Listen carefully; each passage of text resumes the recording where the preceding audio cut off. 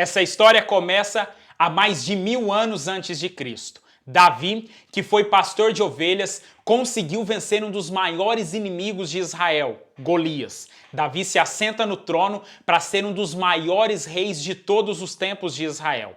Um dos maiores desejos que Davi tinha, sem dúvida alguma, era de construir e dedicar um templo a Deus. Davi deixou esse desejo muito claro perante as pessoas.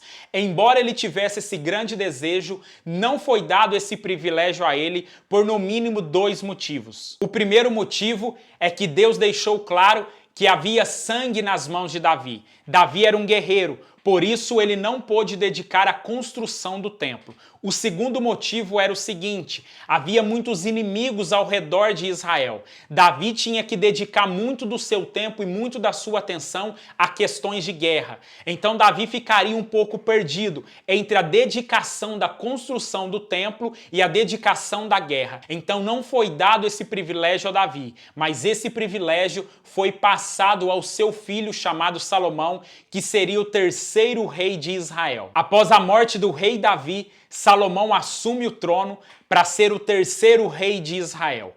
Coube a ele a tarefa e a incumbência de construir e dedicar um templo a Deus. Ao contrário do seu pai Davi, que no período dele teve muitas guerras entre os seus vizinhos, no período do reinado de Salomão, Israel desfrutava de uma grande paz, algo que possibilitou e privilegiou para que Salomão pudesse dedicar o templo à construção e à sua efetivação. Salomão foi um rei muito sábio e, utilizando da sua inteligência, ele pôde colher muitos benefícios em questões políticas e diplomáticas, principalmente quando ele firmou uma aliança com o Irão, rei de Tiro. Essa aliança possibilitou para Salomão que ele conseguisse muitos recursos para a construção do templo. Não só isso, muitos trabalhadores, engenheiros e artesãos vieram acerca dessa aliança que ele fez com o Irão. Essa aliança foi um dos fatores mais importantes para a construção do templo. Salomão se mostrou ser um político, um diplomata de primeira,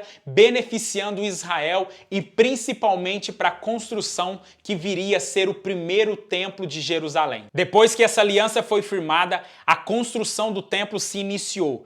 E no ano 957 a.C., o primeiro templo de Jerusalém foi construído, erguido, finalizado e inaugurado por Salomão. Passados-se alguns anos após a construção e inauguração do templo, Salomão, que era o terceiro rei de Israel, vem a falecer.